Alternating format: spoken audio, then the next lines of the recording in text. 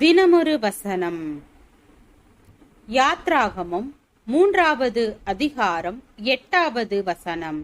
அவர்களை எகிப்தியரின் கைக்கு விடுதலையாக்கவும் அவர்களை அந்த தேசத்திலிருந்து நீக்கி கானானியரும் ஏத்தியரும் எமோரியரும் பெரிசியரும் ஏவியரும் எபூசியரும் இருக்கிற இடமாகிய பாலும் தேனும் ஓடுகிற நலமும் விசாலமுமான தேசத்தில் கொண்டு போய் சேர்க்கவும் இறங்கினேன்.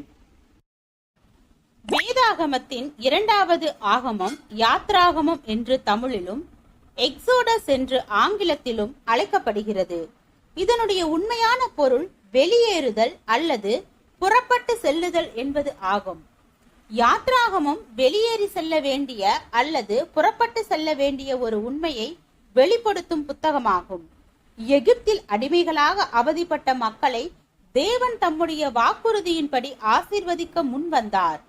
ஆனாலும் அந்த ஆசீர்வாதத்தை எகிப்தில் வாழ்ந்து கொண்டே அவர்கள் அனுபவிக்க முடியாது.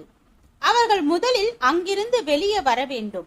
இஸ்ரவேல் மக்கள் உண்மையிலேயே எதிர்பார்த்தது வெளியேறுதலை அல்ல, அங்கே அவர்களின் அடிமைத்தன சுமை நீங்கி சுக வாழ்வை காண வேண்டும் என்பதே அவர்களின் எதிர்பார்ப்பு.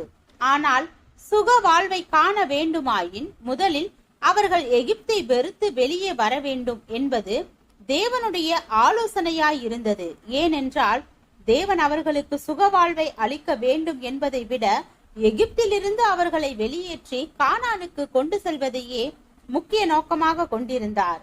ஆபிரகாமின் வாழ்க்கையில் அவனுடைய தேசத்தை விட்டும் ஜனங்களை விட்டும் ஒரு புறப்படுதல் அவசியமாயிருந்தது. அவன் புறப்பட்டு சென்ற பின்னர்தான் தேவன் அவனை ஆசீர்வதித்து உயர்த்த முடிந்தது. ஆதியாகமத்தில் ஆபிரகாமுக்கு தேவன் வாக்களித்த ஆசீர்வாதங்களை நாம் காண வேண்டுமாயின் முதலில் அவர் சொல்லிய வெளியேறுதலுக்கு நாம் முன்வர வேண்டும். பாவத்தை விட்டு சுயம் சார்ந்த வாழ்வை விட்டு உலக பிரகாரமான சிந்தனைகளை விட்டு மனம் போனபடி வாழும் விருப்பத்தை விட்டு முதலில் நாம் வெளியே வர முடிவு செய்ய வேண்டும். இஸ்ரவேல் ஜனங்கள் எகிப்து என்ற நாட்டை விட்டு புறப்பட்டு போனார்கள். ஆனாலும் எகிப்திய சிந்தையும் எண்ணமும் மனநிலையும் அவர்களை விட்டு புறப்பட்டு போகவில்லை.